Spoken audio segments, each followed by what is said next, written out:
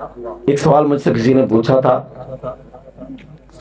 بس اس کا جواب دے کے میں کوشش کرتا ہوں میں زیادہ لمبا نہ لگاؤں کیونکہ ٹائم بہت ہو چکا ہے، کہ جی حضور کے آباء و اجداد میں سارے مومنین تھے، تو حضور کے جد امجد تو حضرت ابراہیم علیہ السلام ہیں، آپ کہتے ہیں سارے ہی مومن تھے، تو ان کے والد محترم جنہیں کہا جاتا ہے آزر،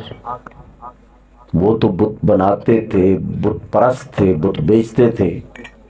تو وہ کیسے مومن ہوئے؟ تو حضور ان کے والد حضرت آزر ان کے والد نہیں تھے، ان کے والد محترم کا نام تھا طارق، یہ ان کے چچا تھے، یہ ان کے چچا تھے۔ اور لغت عرب میں چچا کو بھی اب کہا جاتا ہے،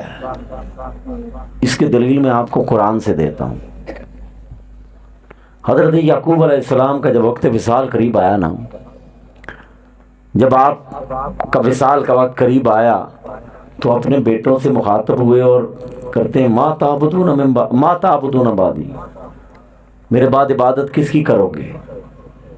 انہوں نے جواب دیا نعبد الہک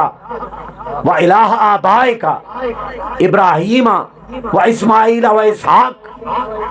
ہم عبادت کریں گے نعبد الہک آپ کے خدا کی، و الہ آبائک آپ کے باپ کے خدا کی، ابراہیم و اسماعیل و اسحاق، وہ رب جو حضرت اسماعیل کا رب جو آپ کے باپ ہیں، وہ رب جو حضرت اسحاق کا رب ہے، ہم تو اس کے رب کی عبادت کریں گے۔ اب حضرت یعقوب علیہ السلام جو تھے نا، وہ حضرت اسحاق علیہ السلام کے بیٹے تھے، اور حضرت اسماعیل علیہ السلام ان کے چچا تھے۔ سمجھ آ رہی ہے میری بات کی؟ حضرت اسماعیل علیہ السلام ان کے چچا تھے، حضرت اسحاق علیہ السلام ان کے بیٹے تھے، اور قرآن میں آ رہا ہے نعبد الہک و الہ آبائک ابراہیم و اسماعیل و اسحاق، ابراہیم علیہ السلام کو بھی باپ، اسماعیل علیہ السلام کو بھی باپ، اسحاق علیہ السلام کو بھی باپ تو اسحاق علیہ السلام تھے، لیکن لفظ اب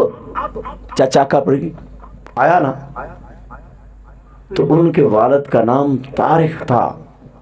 اور وہ موحد تھے، توحید پرست تھے، وہ توحید چھوڑنے والے نہ تھے۔